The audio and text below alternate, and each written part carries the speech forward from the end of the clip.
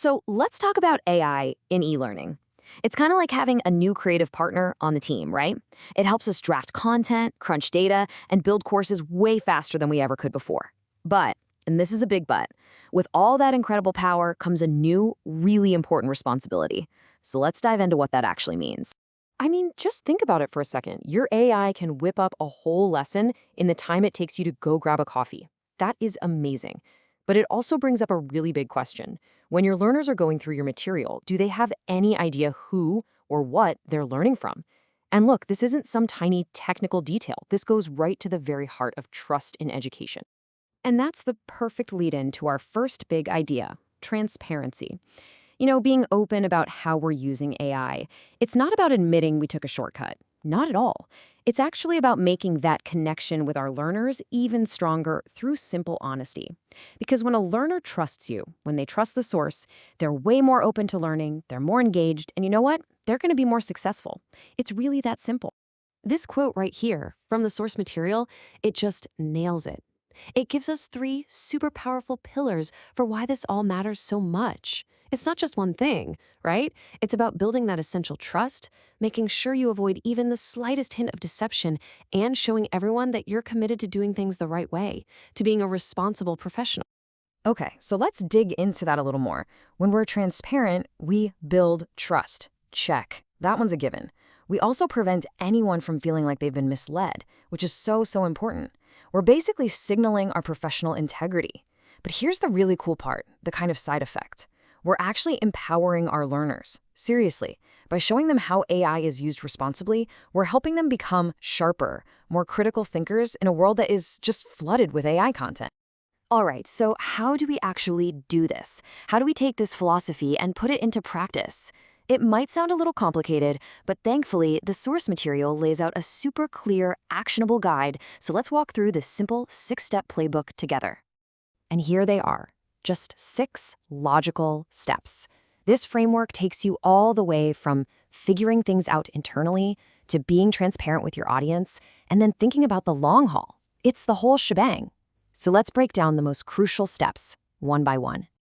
First things first, you really can't be transparent with others if you aren't even clear with yourself. So step 1 is all about taking inventory.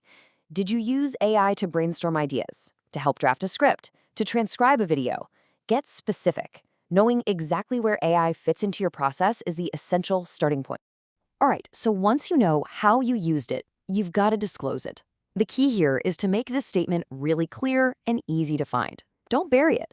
It could be in the description of a video, a little footnote in an article, or an intro to a quiz. And, this part is critical, explain the level of human oversight. Was the AI output heavily edited? Just lightly reviewed? That context is everything. Okay, this one, it's absolutely non-negotiable. Using AI is not a free pass on quality control. Hitting that publish button is always a human decision. You are the final gatekeeper. That means you have to fact-check every claim, look for and correct those subtle biases, and make sure the content is sound. The AI is the assistant. You are the editor-in-chief, period. Now, this next step is about a huge ethical line, data privacy. Let's look at the don't side first.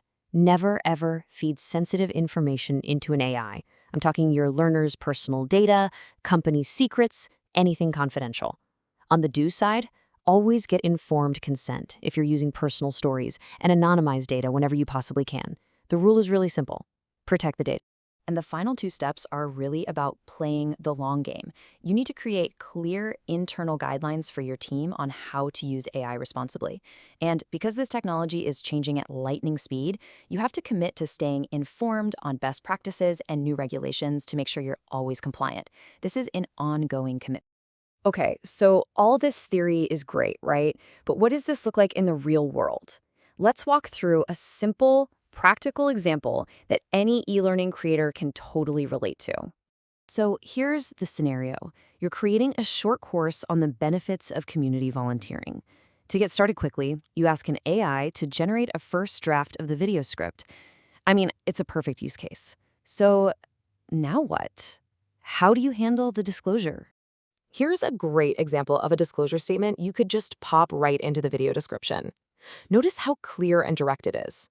It states that AI was used for the initial draft, but and this is the key part, it emphasizes that a human was in control, performing the crucial tasks of reviewing, editing, and fact-checking.